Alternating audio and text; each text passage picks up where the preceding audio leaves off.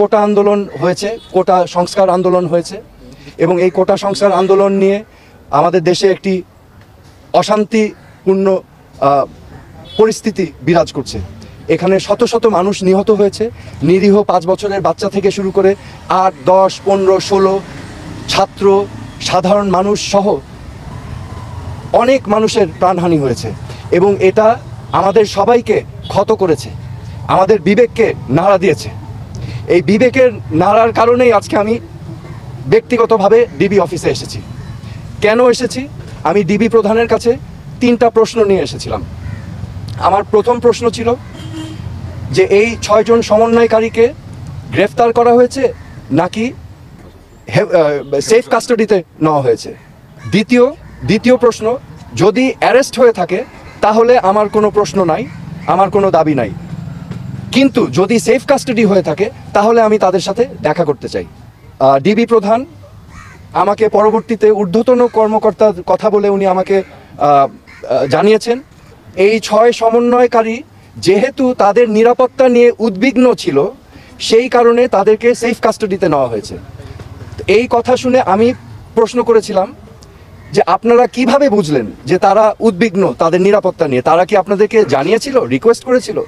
আমাকে তখন তিনি জানিয়েছেন না, ওনারা বুঝতে পেরেছেন মনিটরিং করে। যেহেতু তারা সেফ কাস্টাডিতে, আমি তখন রিকোয়েস্ট করলাম আমি তাদের সাথে দেখা করতে চাই। তো প্রতি উত্তরে আমাকে জানানো হয়েছে যে দেখা করতে চাইলে ঊর্ধ্বতন কর্তৃপক্ষের পারমিশন নিয়ে আমার দেখা করতে হবে তাদের সাথে। আমার তৃতীয় প্রশ্ন ছিল তাদেরকে কখন সেফ কাস্টাডি থেকে মুক্তি দেওয়া হবে। এই প্রশ্নের জবাবে তিনি বলেছেন যে ঊর্ধ্বতন কর্তৃপক্ষ যখন ওনাকে নির্দেশনা দিবেন তখনই ওনাদেরকে ছেড়ে দেওয়া হবে। সো আমার প্রশ্ন এখন, সেফ কাস্টাডি আমার জানা মতে একজন নাগরিক যদি রিকোয়েস্ট করে তাহলে সেফ কাস্টাডিতে নেওয়া যেতে পারে, কিন্তু রিকোয়েস্টের বাইরে যদি কাউকে সেফ কাস্টাডিতে নেওয়া হয় এটা কি আসলে সেফ কাস্টাডি না এটা অ্যারেস্ট? তো এটা হচ্ছে আমার প্রশ্ন। এখানে আমি আপনাদের সম্মুখে স্পষ্টভাবে বলতে চাই, এই ছাত্র আন্দোলন, কোটা সংস্কার আন্দোলন নিয়ে যে সকল ক্ষয়ক্ষতি হয়েছে, ক্ষয়ক্ষতি কিছুই না।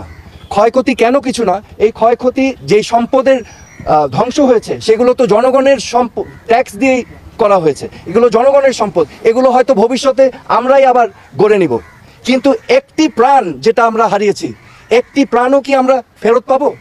এই প্রাণ কি ফিরে আসবে? আমাদের মনে রাখতে হবে মুখ্য জিনিসটা কি, প্রাণের মূল্য কিন্তু কোটি কোটি কোটি কোটি কোটি টাকার থেকেও অনেক বেশি, অমূল্য।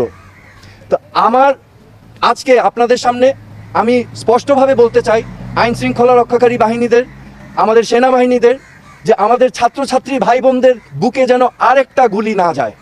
আপনারা বিরত থাকুন, এটা ঠিক না, দিস ইজ নট রাইট। আমি আজকে চলে এসেছি যে আমার জিমের কাপড় পরা, আমি আমার আবেগ, আমার বিবেকের তাড়না আমি চলে এসেছি এখানে। আজকে আমি মনে করি আমার মতো এই প্রশ্নগুলো বাংলাদেশের কোটি কোটি মানুষের মনে। তো আমি আপনাদের হয়ে আমি এখানে এসেছি আজকে।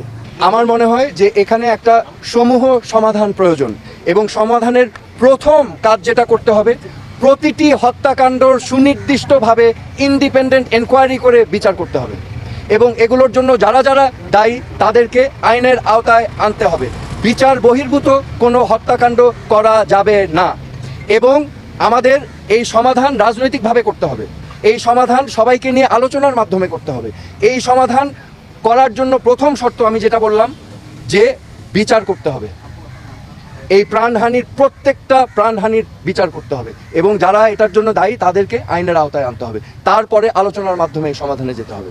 আমি তীব্র নিন্দা জানাই এবং প্রতিবাদ জানাই। শিক্ষার্থী ভাই বোনদেরকে গ্রেফতার করা থেকে বিরত থাকার জন্য আমি আহ্বান করছি।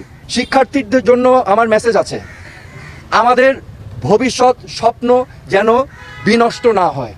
আমাদের বাংলাদেশ আমরা লক্ষ লক্ষ শহীদের রক্তের বিনিময়ে আমরা অর্জন করেছি।